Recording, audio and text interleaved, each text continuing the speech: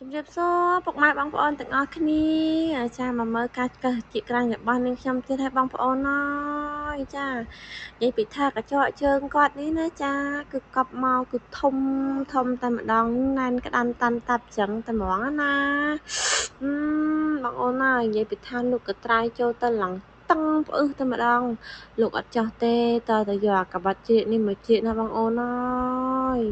និយាយពីថាណែនហើយកញ្ចក់គាត់នឹងក៏រឹងទៀតរុញល្មមទៅបងអូនអើយល្មមតែដាច់បានយកមុខយកមាត់មកអញ្ចឹងណាចាហើយនាងខ្ញុំឆ្កឹះអង្គាកតិចចឹងមកយកអាដែកឆ្កឹះនឹងមកឆ្កឹះទៀតនិយាយពីថាវាណែនអើយសែនណែនតែម្ដងណាបងប្អូនអើយនិយាយពីថាឆ្កឹះមិនចង់មកទេចាឆ្កឹះឡើងអង្គើដៃអស់ហើយឡើងញ័រទៅត្រឹតតែហ្មងណាហើយបងប្អូនទាំងអស់គ្នាដឹងអត់ថាកប់តិចក្រាញ់ហ្នឹងនិយាយពីថាវាលមាស់វាណែនហ្នឹងពាក់ស្បែកជើងក៏ឈឺពាក់ស្រោមជើងក៏ឈឺដែរបងអូនអើយដើរមិនទៅមុខទេចាហើយចំណែកអាខាងនេះវិញណាបងអូនណាគឺឆ្កឹះបានមកម្ដុំនឹងមកគឺធូរតែម្ដងណាចាបានកញ្ចក់ហើយនៅកប់ស្បែកទៀតហើយម្ចាស់ជើងគាត់នេះនិយាយពីថាគាត់លមាស់ហ៎បងអូនអើយគឺគាត់ឆ្កឹះឆ្កៀលខ្លួនឯងអេះឡើងខ្ទេចខ្ទីសាច់អស់ហើយដូចកដោកកែជើងយ៉ាងបងអូនអើយឥឡូវនេះខ្ញុំឆ្កឹះឲ្យនេះបងអូនគ្រាន់តែមើលទៅក៏ដឹងថាវាជាតិប៉ុណ្ណាដែរចឹងណាហើយគ្រាន់តែឆ្កឹះដកចេញមកបងអូនអើយនិយាយពីថាគាត់ធូរជើងគាត់ស្រឡះគ្មានណាន់អីទៀតទេបងអូនហើយគឺយើងឆ្កឹះបានមកទាំងដុំអញ្ចឹងតែម្ដងណាចាហើយបើបងប្អូនទាំងអស់គ្នាត្រូវការឆ្កឹះតិចក្រាញ់នេះអាចមករកនាងខ្ញុំបានទីតាំងនាងខ្ញុំនៅខាងលិចផ្សារកសំអកស្រុកបន្ទាយមាសខេត្តកំពតណាបងអូនចា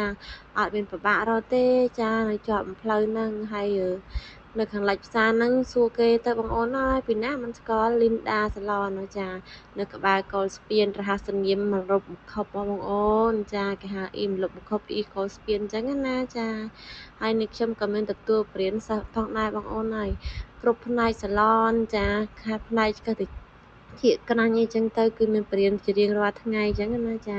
ផាត់មុខស្ទាយថ្មីអីចឹងទៅហើយបងប្អូនគ្រាន់តែឃើញនេះខាងហ្នឹងធំហើយខាងនេះមានមួយខាងទៀតបងអូនអើយណែនអញ្ចឹងទៀតតែម្ដងណាចាគ្រាន់តែនេះខ្ញុំដកចេញមកនិយាយពីថាធូរស្រឡះទាំងសងខាងអញ្ចឹងទៅចា